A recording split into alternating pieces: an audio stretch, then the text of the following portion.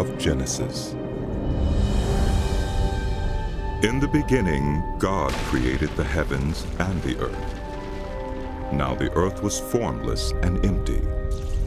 Darkness was over the surface of the deep, and the Spirit of God was hovering over the waters.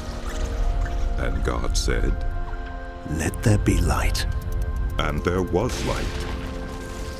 God saw that the light was good, and he separated the light from the darkness. God called the light day, and the darkness he called night. And there was evening, and there was morning, the first day. And God said, "Let there be a vault between the waters, to separate water from water." So God made the vault and separated the water under the vault from the water above it. And it was so. God called the vault sky. And there was evening, and there was morning, the second day. And God said, "Let the water under the sky be gathered to one place, and let dry ground appear." And it was so. God called the dry ground land, and the gathered waters he called seas. And God saw that it was good. Then God said, "Let the land produce vegetation, seed-bearing plants and trees on the land that bear fruit with seed in it, according to their various kinds." And it was so. The land produced vegetation, plants bearing seed according to their kinds, and trees bearing fruit with seed in it according to their kinds. And God saw that it was good. And there was evening, and there was morning, the third day. And God said, "Let there be lights in the vault of the sky, to separate the day from the night. And let them serve as signs to mark sacred times and days and years. And let them be lights in the vault of the sky, to give light on the earth." And it was so. God made two great lights, the greater light to govern the day, and the lesser light to govern the night. He also made the stars.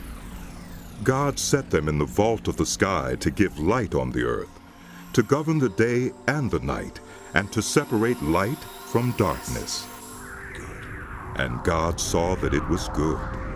And there was evening, and there was morning, the fourth day. And God said, "Let the water teem with living creatures, and let birds fly above the earth, across the vault of the sky."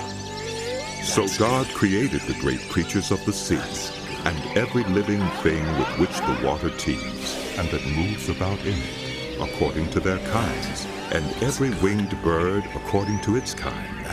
And God saw that it was good.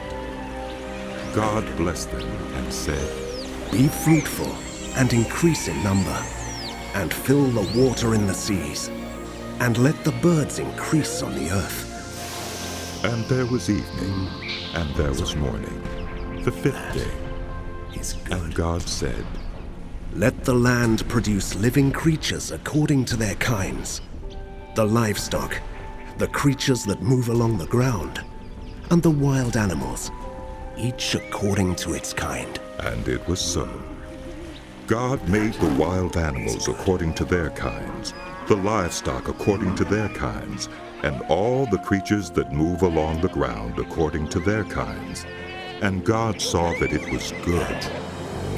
Then God said, "Let us make mankind in our image, in our likeness, so that they may rule over the fish in the sea and the birds in the sky, over the livestock and all the wild animals, and over all the creatures that move along the ground." So God created mankind in his own image. In the image of God he created them.